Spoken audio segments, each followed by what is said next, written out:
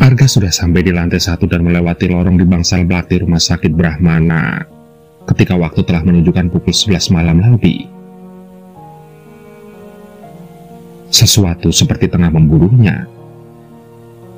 Beberapa kali ia menoleh ke sekeliling untuk memastikan. Senyap. Tidak ada siapapun dan sesuatu apapun. Namun entah kenapa kulitnya terasa semakin dingin. Nyiur angin menyisir lembut rambut-rambut tangannya. Ia pun akhirnya memutuskan untuk berjalan semakin cepat.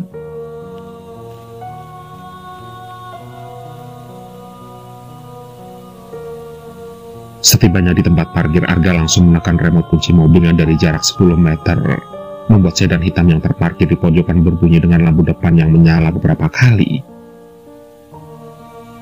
Dan begitu sampai, ia segera membuka pintu dengan agak tergesa, menutupnya kembali, memasukkan kunci mobil ke dalam lubangnya, menyalakan starter, menarik gigi, lalu menekan pedal gas, dan mobil Arga pun langsung melesat cepat ke jalanan.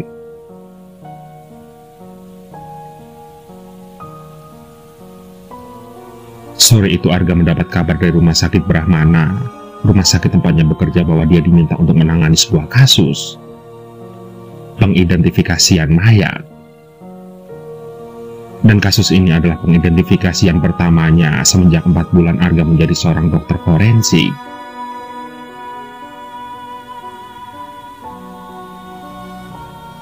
Ia adalah seorang dokter forensik baru di rumah sakit Brahmana. Sebelum dirinya pernah ada 2 dokter forensik, namun satu di antara mereka meninggal sebulan lalu di rumah sakit dengan cara yang mengerikan.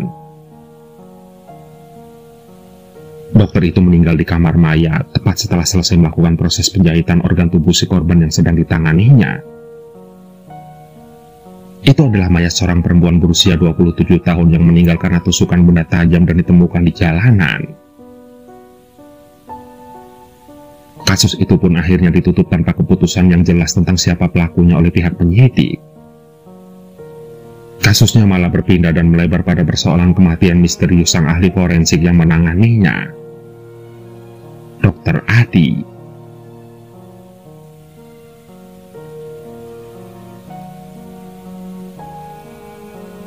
Rumah sakit itu tergolong beruntung karena memiliki 3 ahli forensik.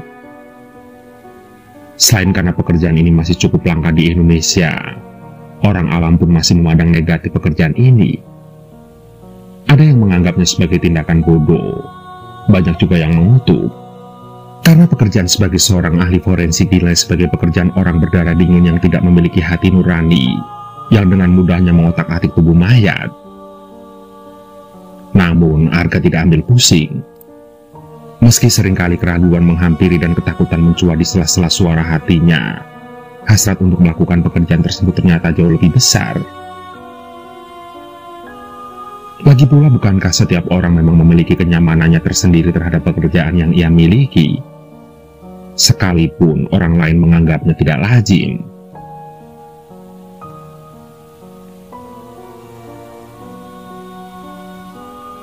Malam setelah mendapat permintaan pengidentifikasian, Arga bergegas mengambil data dan catatan kematian korban di rumah sakit Brahmana pada pukul 8 malam. Ia mencoba mempelajari kasus itu sebelum esoknya Arga akan melakukan pengidentifikasian dan langsung berhadapan dengan mayat yang telah diawetkan.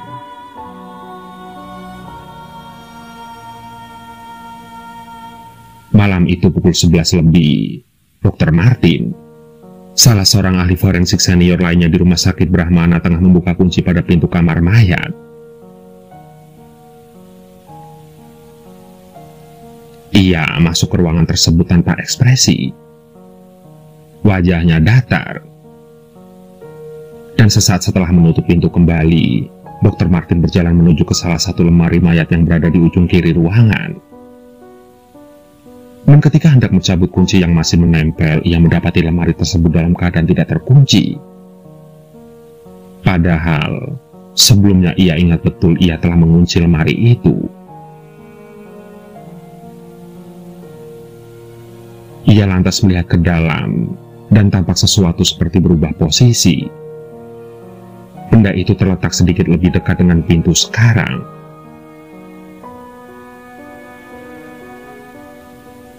Sontak wajah Dr. Martin berubah. Tangannya yang tengah siap mengunci itu seketika lemas dan sedikit bergetar. Cepat-cepat ia pun mengunci lemari itu dan keluar kamar Maya dalam keadaan khawatir.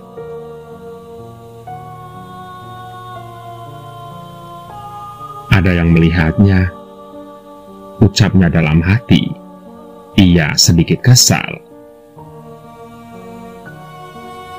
Kejadian ini terulang lagi. Lanjutnya,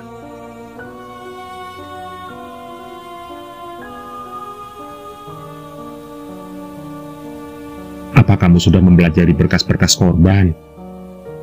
tanya Dr. Martin siang itu.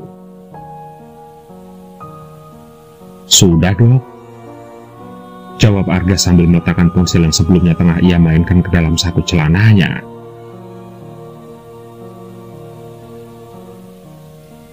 "Ini kasus yang lumayan sulit, Dok," timpalnya lagi.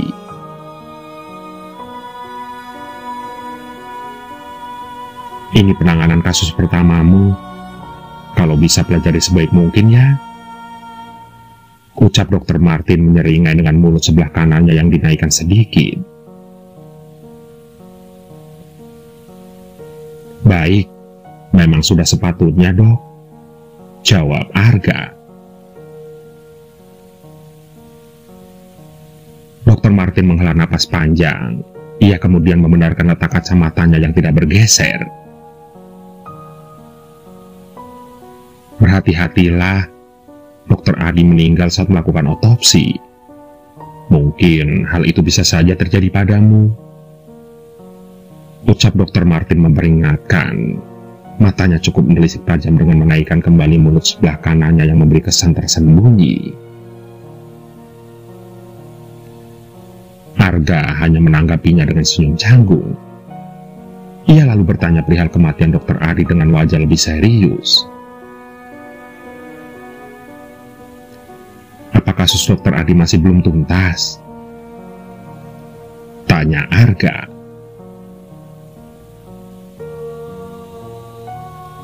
"Sudah kuserahkan hasil visum pada tim penyidik minggu lalu. Sekarang tinggal menunggu keputusan dari pihak polisi saja.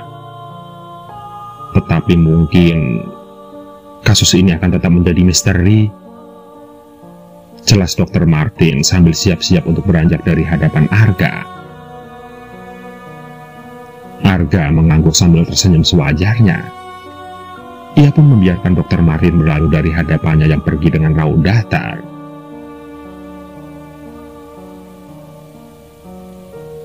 Singkat cerita, Arga segera melakukan otopsi pertamanya.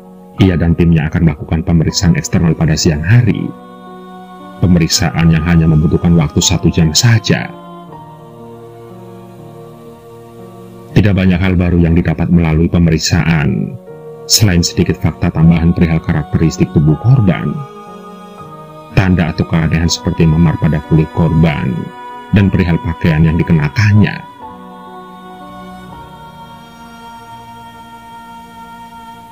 Selang berapa jam setelah pemeriksaan eksternal, Arga melakukan proses pemeriksaan internal. Ia melakukannya sendiri.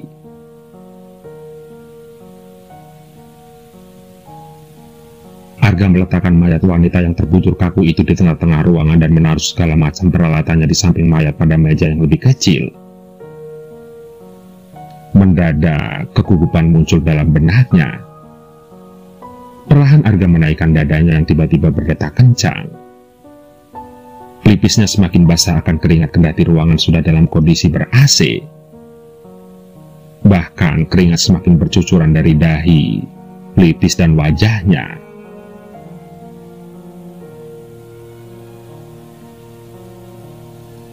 Koridor di luar ruangan itu tampak sepi, jauh dari lalu lalang para keluarga penjenguk.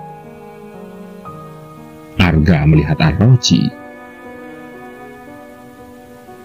"Ah, sudah jam 8 malam," batinnya.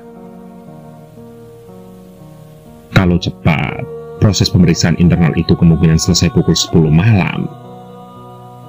Ia menarik napas panjang lalu mengembuskannya perlahan.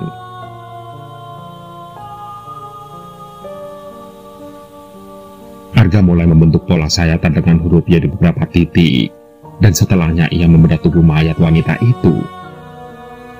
Dimulai dari sayatan melingkar di bawah dada, perut, lalu pinggang. Ia melakukan proses identifikasi selama 2 jam. Tapi belum sampai pada bagian rekonstruksi, saat ia hendak menjahit bagian perut, seseorang seperti tengah memperhatikannya dari luar pintu yang tertutup rapat tanpa kaca tembus pandang. Namun entah kenapa Arga bisa merasakan kehadiran seseorang di luar sana. Arga tiba-tiba saja bergidik. Dalam pandangannya ekspresi mayat perempuan itu seperti berubah. Pola pada bibirnya terlihat lebih menyungging seolah tengah tersenyum.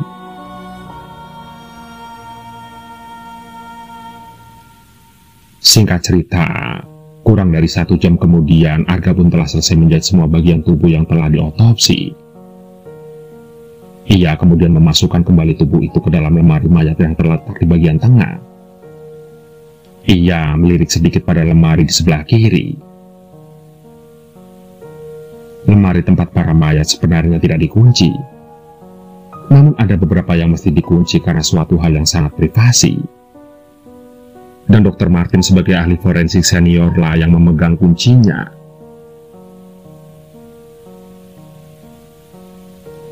Sebagai orang baru, Arga memang belum pernah melihat isi di dalamnya. Namun ia pernah sekali mendapat kabar dari tim forensik yang katanya melihat mayat seorang korban tabrak lari dimasukkan ke dalam tempat itu. Namun ia masih kurang paham kenapa tempat itu harus dikunci, karena seorang korban tabrak lari waktu itu bukanlah kasus yang besar. Dan setelah kasus tersebut, bahkan Arga tidak pernah lagi melihat mayat yang dimasukkan ke lemari itu.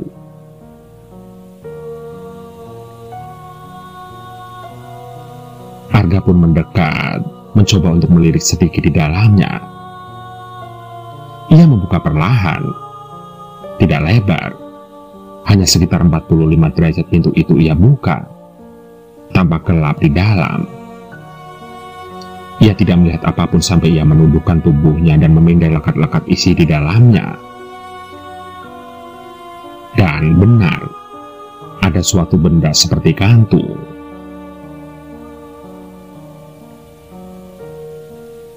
Apa itu kantung mayat? Ah, bukan. Terlalu kecil. Gumamnya dalam hati. Rasa penasarannya memuncak. Dan dengan sedikit ragu, Arga pun membuka pintu itu semakin lebar lalu menarik kantung di dalamnya. Dibukanya resleting kantung perlahan, dan terlihat 2 potongan telapak tangan menyembul dari dalam. Apa ini korban mutilasi? Namun tidak ada keterangan jelas tentang kasus ini sebelumnya. Gumamnya lagi. Arga kemudian membuka lebih lebar lagi resleting kantung itu. Tangan siapa ini? Mendadak kepala Arga terasa pening. Berulang kali pikirannya mempertanyakan hal yang sama. Arga kemudian berjingka dan semakin bergidik. Ia pun segera menutup kembali kantung itu tetapi tidak rapat. Dan pada pukul 11 malam, Arga segera melesat keluar dari ruang kamar mayat.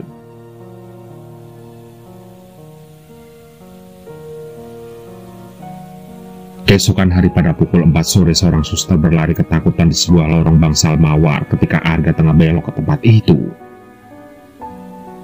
Mereka hampir saja bertabrakan tetapi Arga berhasil menghalaunya. Ia berhasil menghentikan suster itu dengan kedua tangannya. Apa yang terjadi? Tanya Arga spontan. Ia penasaran.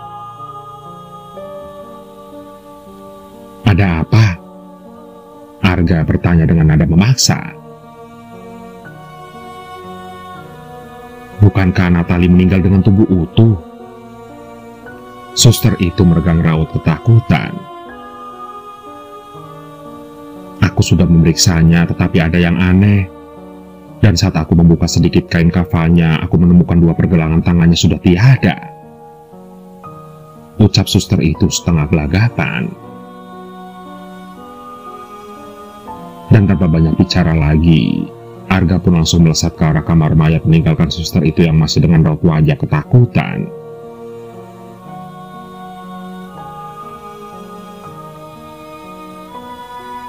Singkat cerita, terlihat Arga sedang menunggu Dr. Martin selesai dengan kesibukannya.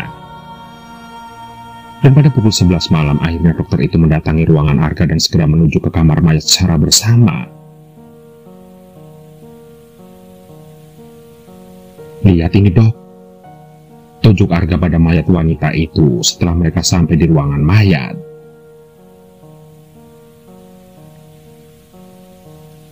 "Lagi-lagi kasus yang aneh," Dr. Martin menanggapi. Ia kemudian mendekati tubuh mayat itu dengan raut muka sedatar biasanya.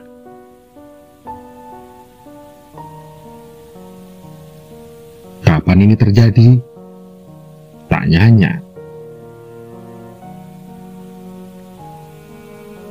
"Baru diketahui sore tadi setelah semalam proses otopsi selesai dilakukan," jawab Arga.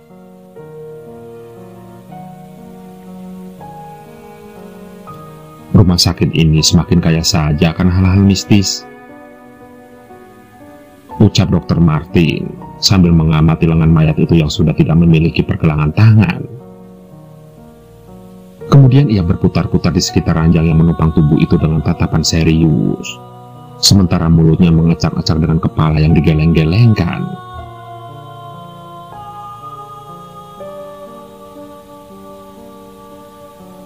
"Aku tidak mengerti kenapa aku bisa menjadi seorang ahli forensik seperti ini. Padahal aku adalah orang yang penakut sewaktu kecil," candanya dengan tawa yang hambar.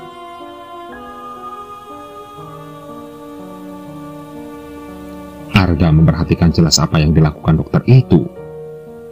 Matanya mengikuti kemana tubuh Dr. Martin bergerak.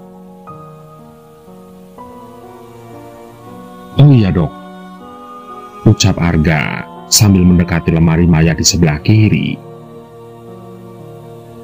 "Ada yang aneh pada lemari ini," ucapnya lagi sambil tangannya menunjuk ke lemari itu.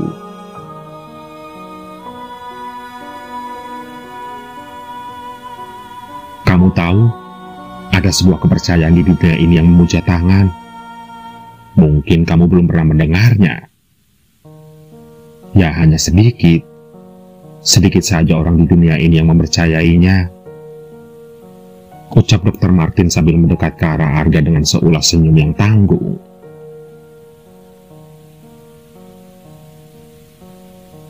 "Ya, apa boleh buat," ucapnya sembari menancapkan pisau yang ia ambil dari dalam saku celana belakangnya ke perut Arga.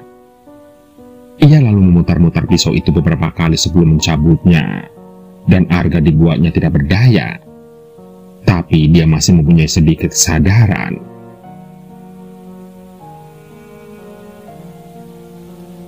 "Seperti Dokter Adi, kamu mengetahuinya. Itu berarti nasibmu pun harus sama sepertinya," ucap Dr. Martin sambil membalikkan badan. Ia kembali ke arah mayat sambil memasukkan pisau lipatnya kembali ke kantung celana. "Kamu tahu, hanya ada 666 orang yang mempercayai kepercayaan itu. Tak pernah kurang, tak pernah lebih, dan aku salah satunya. Dan jika salah seorang meninggal, maka harus ada orang baru yang masuk ke dalam kepercayaan itu."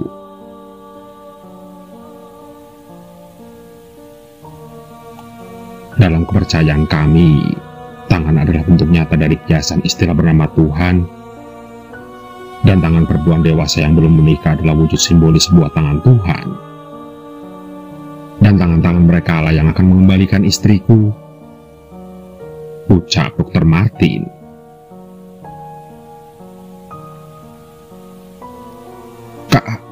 Kau?" Arga terduduk dengan kepala menyender pada lemari mayat. Napasnya semakin terasa satu-satu, putus-putus. Matanya pun mendadak terasa berat dan mengabur.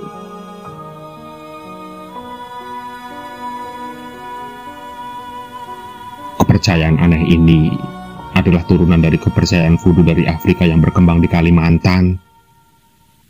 Kami memuliakan tangan perempuan setelah dewa-dewa. Dan bagi kami, tangan perempuan dewasa yang telah meninggal adalah sumber kekuatan. Dr. Martin memperlihatkan mimiknya yang tajam. Matanya melotot jelas ke arah Arga yang terkapar.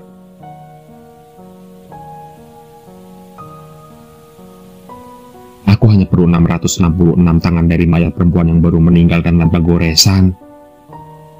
Itu untuk mengabulkan apapun keinginanku. Keinginan yang hanya bisa dilakukan sekali dalam seumur hidup. Ucapnya sambil menutup dan mengembalikan lipatan kain kafan pada mayat itu. Ia lalu mendekat kembali ke arah Arga yang sudah sangat tidak berdaya.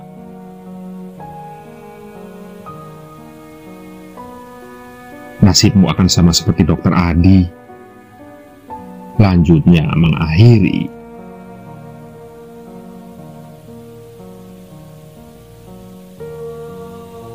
Ruangan itu selebar 5 kali 5 meter dengan pencahayaan remang dan suhu dingin yang terjaga. Di tengah-tengah terdapat sebuah peti yang seperti tempat untuk mengawetkan mumi. Peti itu dilapisi kaca pada bagian atasnya, dan terlihat kaca itu mengembun karena suhu ruangan yang dingin. Dan di seluruh dinding ruangan ini dipenuhi ratusan pergelangan tangan yang dipaku. Tangan perempuan dewasa yang belum menikah. Dr. Martin masuk dengan membawa 2 buah tangan lagi. Ia kemudian duduk berlutut di dekat peti itu.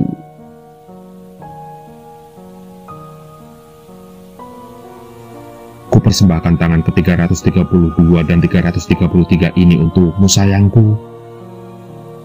Ucapnya dengan menghadap ke wajah mayat istrinya yang sudah meninggal sejak 4 tahun lalu. Dr. Martin kemudian berjalan ke salah satu sudut dinding.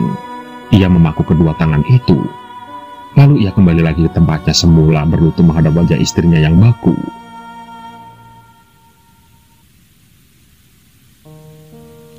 Jumlah mereka sudah setengahnya. Aku akan melakukan ritual kedua, ritual pertengahan, sayang.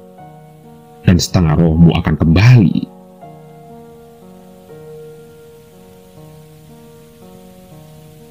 Dr. Martin lantas menjajarkan beberapa jenis kembang di depannya yang mengelilingi kendi kecil berisi campuran air khusus. Ia pun memulai ritualnya dengan melafalkan jambi-jambi. Dalam keadaan mata tertutup, telinganya tiba-tiba mendengar sesuatu. Ia pun membuka mata. Perlahan, dilihatnya beberapa tangan yang bergerak. Ia melirik dan melihat tangan itu seperti sedikit demi sedikit bergerak ke arahnya. Awalnya hanya beberapa saja, namun lama-kelamaan seluruh tangan yang sudah terpaku itu bergerak semakin cepat ke arahnya. Bergerak semakin cepat dan mendarat di seluruh tubuh Dr. Martin. Semua tangan itu menempeli tubuhnya dan mencabik-cabik kulitnya, kemudian melumatnya habis-habis. Dr. Martin menatap nanar. Pandangan matanya tidak pernah lepas sedetik pun dari mayat istrinya. Tubuhnya seakan mati rasa saat dicabik-cabik oleh ratusan tangan. Perlahan kesadarannya mulai lenyap, sebelum akhirnya hancur dengan kondisi mengenaskan dalam waktu sekejap. Dan setelahnya tatapan Dr. Martin terbelalak sesaat setelah melihat mayat istrinya yang seakan tersenyum. Sayangku, sayangku, kau pun harus mati untukku.